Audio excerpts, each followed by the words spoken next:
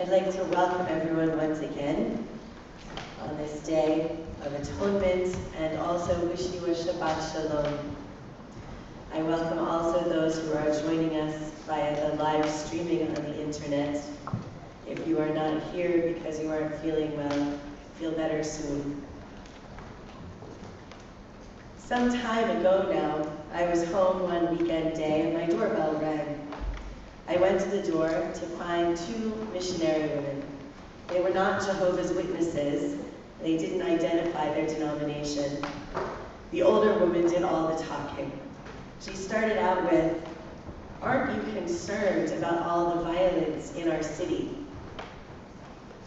Okay, yes, I said, that is something to be concerned about. I didn't know where she was going with this, but I was willing to stick with it for a little while. "Don't you think it's terrible?" she said. "Yes, I think violence is bad." That was easy to agree with. "Don't you think it's just getting worse and worse?" Here I started to part ways a little bit. I'm aware that the crime rate is significantly lower than it was a couple of decades ago, for example. "Well, I'm not really sure it's getting worse," I said. "Really? You don't think things are just getting worse and worse? That maybe there has to be an end to it all soon?"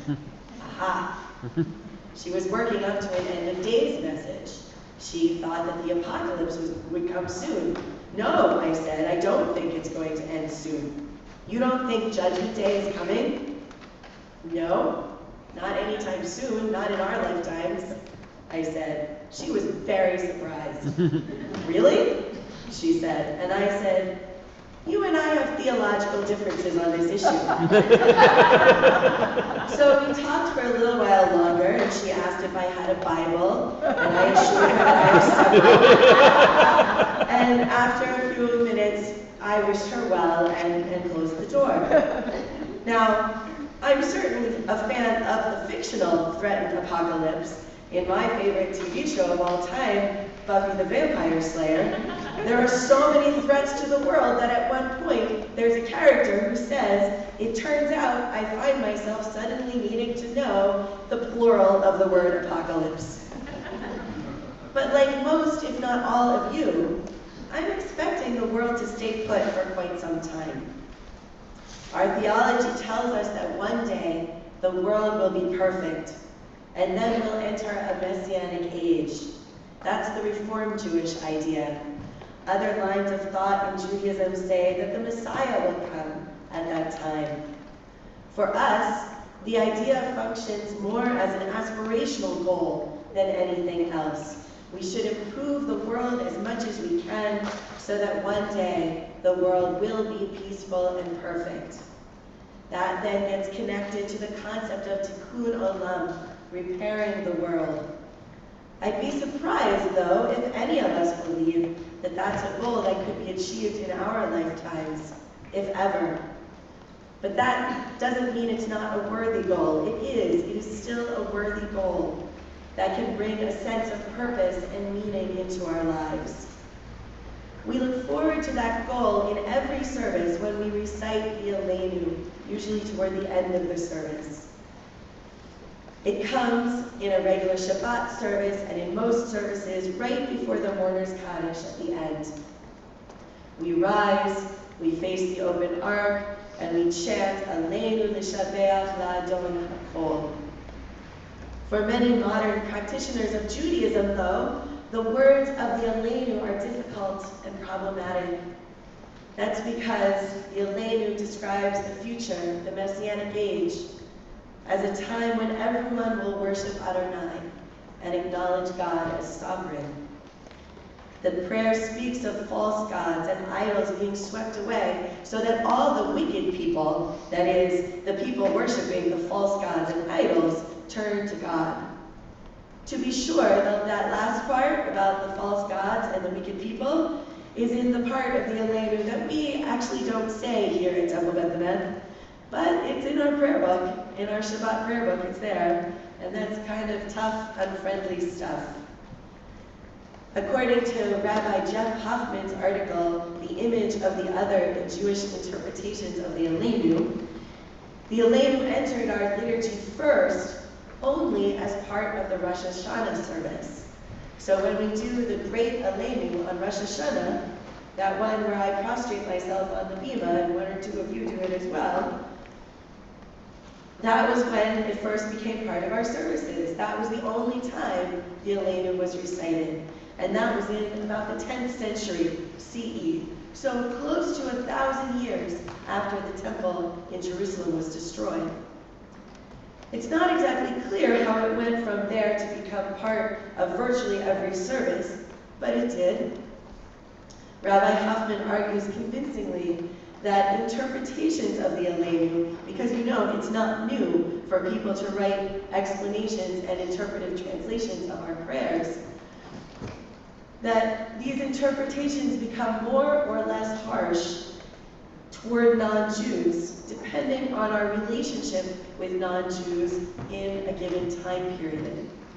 The translation that I just referred to, with the false gods and the idols, as much as that rubs us the wrong way, is actually kind of designed to make us think of the idolaters in the Bible, ancient peoples, as opposed to people we live with now, like Christians and Muslims. So it could be more difficult than it actually is. Rabbi Hoffman cites examples of the Aleinu from the 12th and 13th centuries that pretty clearly refer to Christians as the ones with the false religion. By the 14th century, commentaries were trying to explain that away because, you know, we got in trouble for that, and to say why it isn't referring to Christians. The early Reform movement in the 19th century altered the reading to make it more like it is today, and if you look at the translation in our High Holiday prayer book, it's even different than our Shabbat prayer book, referring to false gods within our hearts. So it kind of takes other people out of the picture completely. And also, we don't read that paragraph, as I mentioned. It's important to notice that liturgy is always shifting and changing. So changing the interpretation of a prayer to fit our sensibilities isn't new, and it's not hypocritical. It's necessary to keep our liturgy relevant. If we pray things that we don't believe, then pretty soon we're going to stop praying those things. We have to pray the things that we do believe. And also, liturgy does different jobs for us at different times. The Aleinu's attitude toward the other has served at times to express strong negativity toward people who were in those periods enemies of the Jews. And at times, it is made more benign, as in our High Holiday prayer book, to create a foil against which Jews stand out. That's another reason we define the other, is to make ourselves distinct. That said, I see a really strong sense of irony in the Aleinu. The irony is not within the Aleinu. The Aleinu is ironic. Do you know what I mean? There we are, talking about the perfect world where everyone will get along. And the way we talk about it is by separating out ourselves and just delegitimizing the practice of others. And that's a pretty good way to make sure that we aren't all going to get along anytime soon. As long as we're saying this Aleinu, we are not ready for the world to be united, because we're not allowing it to be united. What about another version? A few years ago at a Shabbat service, it was the anniversary of John Lennon's birthday, I think, and our cantor honored it by singing Lennon's song Imagine as the anthem that evening. The Aleinu immediately followed it, and as I chanted the Aleinu with the words of Imagine in my head, I realized they're the same thing. Did you ever notice that? First of all, forget the Aleinu just for a minute. Consider the first verse of Imagine. If only I could sing today. Imagine there's no heaven. It's easy if you try. No hell below us. Above us only sky. Imagine all the people living for today. I don't know if Lennon knew it, but that right there, that's really Jewish. We don't know what will happen when we die, so ideally we concern ourselves only with this world. with this life, the one that we know for sure that we have. And that's what we're doing here at Yom Kippur. We're grasping this life, trying to make the most of it, to live it as our best selves. But to go back to the Aleinu, the part of Imagine that's really like the Aleinu is the chorus. Feel free to chime in. You may say I'm a dreamer, but I'm not the only one.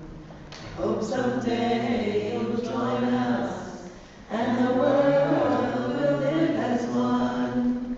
That's just like the Aleinu, imagining the world at peace, united. If you know this song, maybe you're thinking, okay, Rabbi, but what about that line? Nothing to kill or die for, and no religion too. Who was thinking it? I know. I know you were. Oh, of course you were. So yeah, how can that possibly be like the Aleinu, which talks about all of us worshiping God? I found a really interesting quote from John Lennon that explains what he meant there. A friend gave Yoko and me a little kind of prayer book. It is in the Christian idiom, but you can apply it anywhere. It is the concept of positive prayer. If you want to get a car, get the car keys. Get it? Imagine is saying that. If you can imagine a world at peace, with no denominations of religion, not without religion, but without this my God is bigger than your God thing, then it can be true. I love that. Not without religion, but without this my God is bigger than your God thing. That's what we might call pluralism today. The recognition that even if we're not all the same in the way that we approach the divine, that there are many authentic and distinct ways to approach that higher power in whatever way we understand it. And here's what this all has to do with Yom Kippur, the day when we atone for our sins for the past year.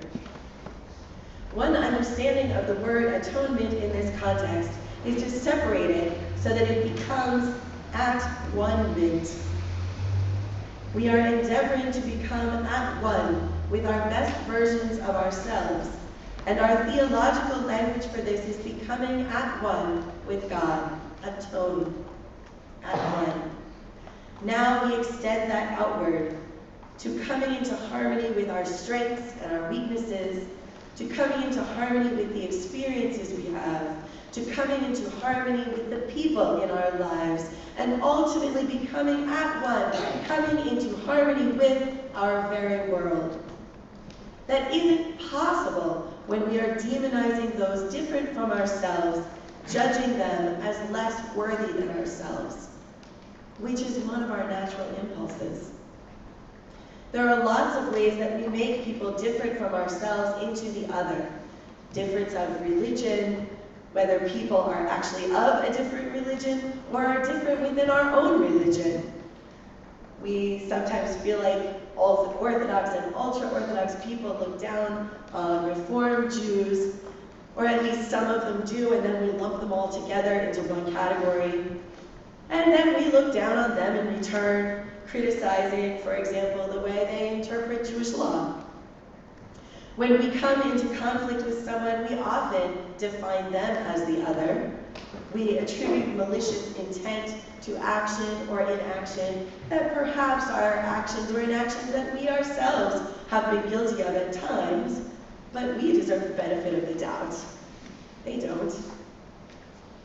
When we don't respond promptly to an email or forget about a meeting, we were overwhelmed with work, or our calendar crashed, or we just forgot.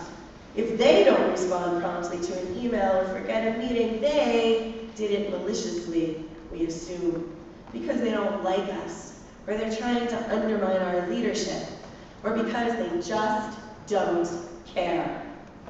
How many times have you said that? In order to reconcile with others, maybe we need to think of people as being more like ourselves. Instead of assuming the worst, what if we assume the best? Someone was rude to us? What if we assume they're having a bad day and are wrapped up in that, rather than assuming that they're just a nasty person? Because we've had bad days, And I'm betting we haven't always behaved so well in those days. At best, we're right, and we've treated the person with the compassion that they deserve. At worst, they are, in fact, rotten people. But we don't feel so bad about the interaction, and what difference does it really make if we're right or wrong about their motives? Our generosity of spirit moves us closer to oneness, to harmony. In our Shabbat prayer book, there's an interpretive translation of that harsh part of the Aleinu, a different translation, that communicates our current sensibility better, coming across more gently. And it reads like this: "Let the time not be distant, O God, when all shall turn to you in love, when corruption and evil shall give way to integrity and goodness, when superstition shall no longer enslave the mind, nor idolatry blind the eye. O may all created in your image become one in spirit and one in friendship, forever united in your service. Then shall your realm be established on earth, and the word of your prophet fulfilled. Adonai will reign forever and ever."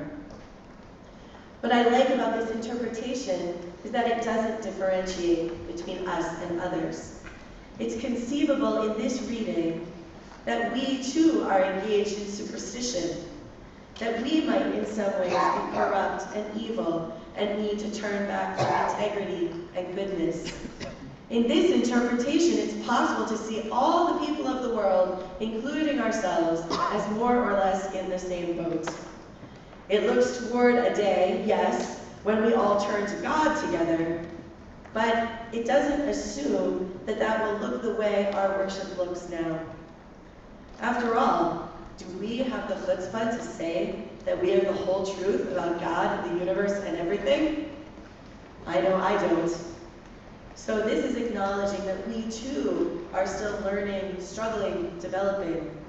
Part of the promise of the future is that we'll keep wrestling and trying to figure it out. And when the human race gets to the place where we all are one, our idea of God and how to worship God will likely be very, very different than it is now. Just as the way we worship now is dramatically different than it was when the temple stood and animal sacrifice was the way to go.